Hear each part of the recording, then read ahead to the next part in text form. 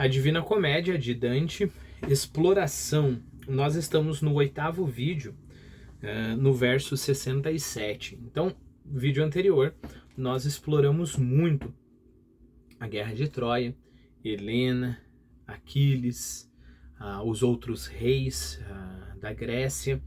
E eu gostaria de retomar tudo isso e aprofundar essa história falando sobre um personagem que vai aparecer agora. Então vamos lá.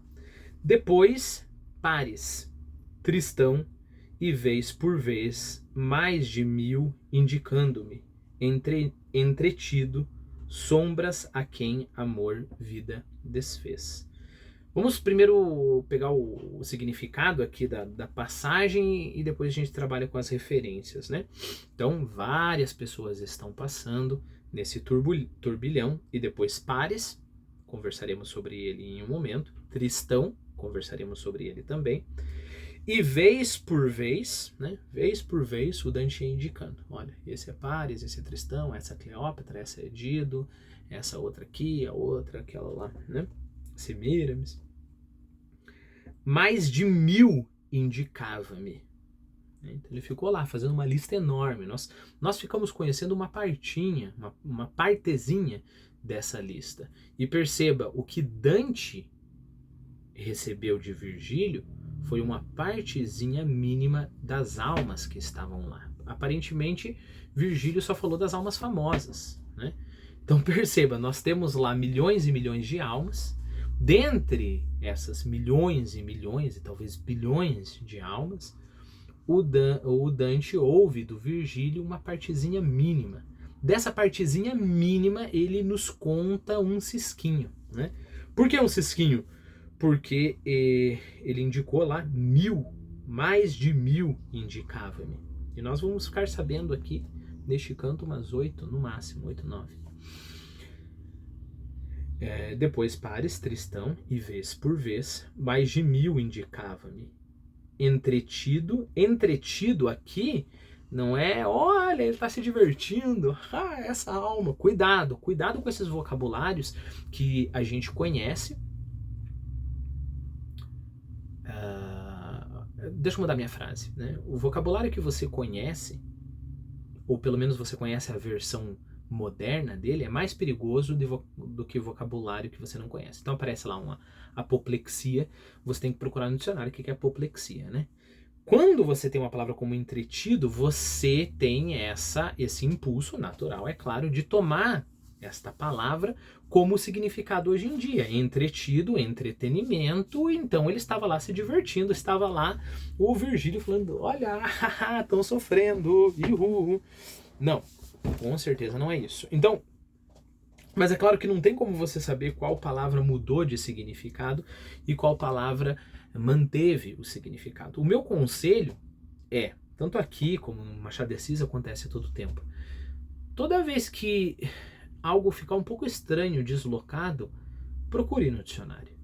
Procure no dicionário que talvez seja um significado moderno e esse significado moderno seja um deslocamento do significado original, né? Então, o que é entretido?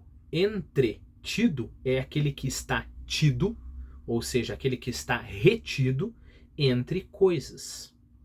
Então eu posso estar entretido porque eu estou me divertindo, mas eu posso estar entretido em um desespero. Aqui está desespero, eu estou no meio do desespero, eu estou entretido, né?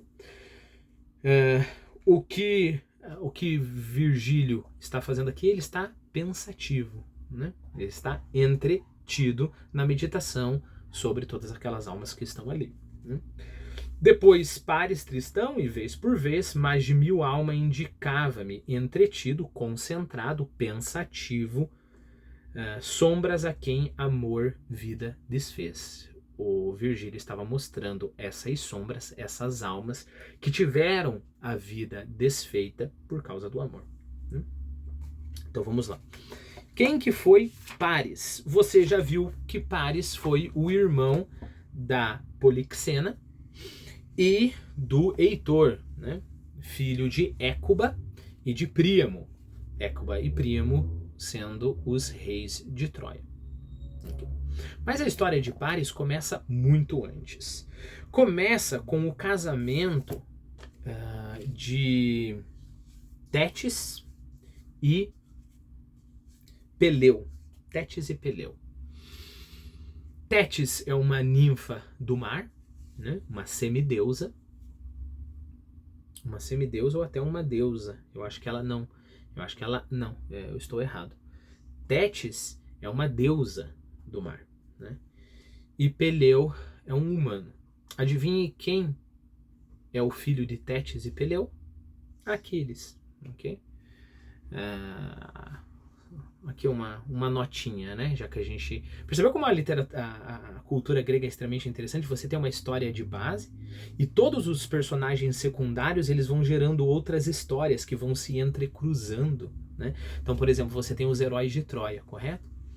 Os heróis gregos que derrotaram Troia. Depois você tem diversas tragédias gregas que contam o que aconteceu com esses heróis, né? E aí essas coisas vão sempre cruzando, é uma coisa fantástica. Bom, então vamos lá, né?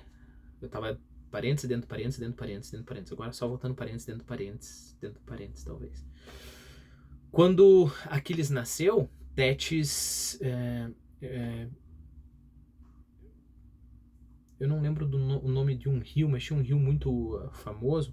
Mas a história ela pediu para esse rio que ele imunizasse Aquiles, né? Aquiles é um herói. Herói não é só aquele que salva as pessoas na mitologia grega. É um semideus, metade homem e metade deus. Ele tem a mãe deusa, o pai humano, né? E aí Aquiles vai ser imunizado, né? Vai ser protegido, vai ter o corpo fechado. Então, como que ele vai ter o corpo fechado? Ele vai ser mergulhado nas águas desse rio. Então, a Tétis pega Aquiles pelo calcanhar e mergulha ele na água. Mas, o que fica de fora? O calcanhar. O calcanhar de Aquiles. O calcanhar de Aquiles, que naquela emboscada que eu comentei com você no vídeo passado, recebeu uma flechada de Paris que debilitou Aquiles na batalha e fez com que Aquiles morresse. Porque o calcanhar, o ponto fraco, lembre-se, esse é o significado da expressão, né? O calcanhar de Aquiles não foi mergulhado nas águas do rio. Bom, então voltando, nós estamos antes disso no casamento de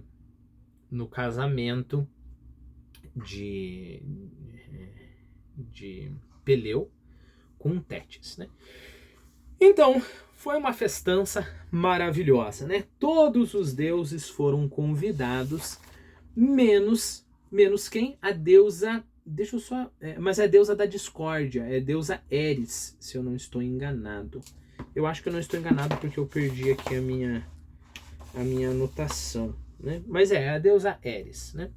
Então todos os deuses foram convidados, menos a deusa da discórdia, é claro, você não quer a deusa da discórdia no teu casamento, né? Estavam todos lá se divertindo, né, dançando, David Guetta, essas coisas, quando de repente rola um pomo de ouro, uma maçã feita de ouro, rola, e para aos pés ali de 3 deusas que estavam ali tomando o seu martini e conversando, né? E essas deusas são Hera, a mulher de Zeus, Afrodite, a deusa do amor carnal, e Atenas, a deusa guerreira, a deusa da sabedoria, filha de Zeus, né?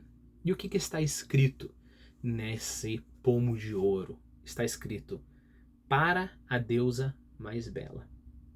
Afrodite vai lá e fala: poxa, um pomo de ouro para mim, que bom. E aí Hera fala: ei, como assim para você? É para a deusa mais bela? E Atena olha para as duas e fala: epa, peraí, que é a deusa mais bela, vocês não ouviram? E começa essa discussão entre três deusas, né? E aí o que vai acontecer? Alguém tem que decidir quem é a deusa mais bela. Só que me diga uma coisa: quem vai decidir quem é a deusa mais bela? Nem Zeus quer decidir aquilo. Afinal de contas, está lá a sua filha favorita, Atena, a sua mulher, né, Hera, que, venhamos e convenhamos, ele já tem um nome sujo na praça com a mulher dele, né? Ele simplesmente traiu a Hera com tudo quanto é coisa. Você imaginar qualquer coisa, você imaginar, tinha lá um pedaço de pedra, Zeus já traiu a Hera com aquele pedaço de pedra, né? Então, o que eles decidem? Eles decidem que vão fazer um concurso de beleza. Um concurso de beleza. E eles vão chamar um mortal porque o mortal, ele vai ser, como é que se diz? Imparcial. Imparcial, né? Chamam um mortal. E quem eles chamam para julgar? Pares. Beleza. Então começa o concurso, aquela música, passarela, né? Cada uma coloca o seu biquíni, desfila, dá tchau com a mão assim, pergunta lá o que o mais importante, todas elas respondem paz mundial, né? Esse tipo de coisa. Miss Simpatia. Beleza. Hora do intervalo, depois, quando voltar do intervalo, o Paris vai decidir qual é a deusa mais bela. Né? O que acontece? Hera vai até Paris, escondidinho ali, e fala o seguinte, ó. Se você me escolher, eu vou fazer de você um rei poderosíssimo, né? E eu vou fazer a sua família prosperar. Afinal, eu sou a deusa do casamento. Paris olhou para aquilo e falou, interessante, interessante. Beleza, Hera foi, Paris deu mais uma caminhadinha ali, de repente chega Atena. Atena fala assim, olha, eu sou a deusa guerreira. Eu vou te fazer de você um guerreiro poderosíssimo na batalha. E eu vou te dar muita sabedoria também. Força, coragem e sabedoria. Paris pensou, bom. Beleza. Aí Afrodite chega pra ele e fala o seguinte, ó. Não vou fazer de você um rei poderosíssimo, nem vou deixar você corajoso ou poderoso, mas uma coisa eu consigo te prometer aí. Eu te dou a mulher mais bonita do mundo. O que Paris escolhe? Como um bom homem cujo sangue desce muito facilmente, ele escolhe a mulher mais bela do mundo. Só que aí, quem, meu amigo? Quem é a mulher mais bela do mundo? A mulher mais bela do mundo é a Helena de Troia. E há um pequeno, mínimo inconveniente. Ela já tem um marido, né? E aí o que Afrodite fala? Não se preocupe, a gente vai lá, faz aquela conquista clássica, né? Você vai lá, joga um chaveco assim e rapta ela, né? Paris foi, jogou o chavequinho ali, né? Piscou o olho, né? Curtiu as fotos dela no Tinder, nem sei se dá pra curtir foto no Tinder, mas fez lá um match no Tinder, né? E conquistou a Helena de Troia, fugiu com a Helena de Troia. E aí, a continuação da história você sabe. Menelau, rei de Esparta, olhando aquilo ficou indignado, chamou o irmão dele, Agamemnon, e falou, olha, seguinte, lembra? Lá no começo a gente fez aquele pacto que todos iam proteger o meu casamento porque eu ganhei a Helena de Troia, agora eu quero isso. Agamemnon convoca todos os reis da Grécia e todos eles em expedição vão atacar Troia, né? Então, talvez Paris seja o cara que mais mereça estar aqui nesse círculo de luxúria no inferno, né? Ele é o cara que mais se deixou levar por Afrodite, né? Ele poderia ter sabedoria, ele poderia ser um rei poderosíssimo, ele poderia ter todas essas coisas, mas ele quis a mulher mais bela do mundo, né? Se deixou levar por Afrodite, que deve ser, se você pensar pelo menos por esse aspecto, por excelência, a deusa da luxúria, né? Bom, agora nós sabemos já sobre Paris, só tem uma outra referência que é o Tristão. Bom, sobre Tristão eu não vou falar tanta coisa assim, porque não se encaixa em todas as histórias que eu estou contando para você. Tristão, a gente está falando de um outro contexto histórico e social. Nós estamos falando de um dos cavalheiros da Távola Redonda, né? Então, lembre-se que você tem o rei Arthur, né? E aí você tem os cavaleiros da Távola Redonda. Nós vamos ver daqui a pouquinho mais um cavaleiro da Távola Redonda. Mas o que acontece? O Tristão, ele é encarregado pelo rei Marcos da Cornualha de buscar a esposa para o rei. A esposa estava lá num outro lugar, num reino lá, então ele foi encarregado de buscar a esposa. Isolda, o nome dela. Então ele foi lá, buscou respeitosamente a futura rainha e estavam lá andando tranquilamente. Lembre-se, naquele tempo você teria que ir em cavalo, então você é uma viagem entre um país e outro, você tem que acampar diversas vezes, então é toda uma viagem, né? Só que, em um determinado momento da viagem, acidentalmente, os dois bebem uma poção do amor e os dois se apaixonam perdidamente, né? Um pelo outro. E aí o que acontece? O tradicional, né? Eles acabam se entregando ao amor e acabam sendo mortos, né? Pelo rei da Cornualha. O rei Marcos, que é o cara que estava esperando a esposa. Essa esposa tá demorando. Então, a propósito, tem uma ópera, uma grande ópera do Wagner, Richard Wagner, que é exatamente sobre isso, chamado Tristão e Isolda. Grande ópera em todos os sentidos, né? É uma ópera muito famosa, é uma excelente ópera e, se eu não me engano, a ópera tem lá quase 5 horas, né? Mas que conta essa história de amor do Tristão e da Isolda. Deixa eu ver se eu falei tudo. Acho que falei tudo. Então, só vou reler esse terceto.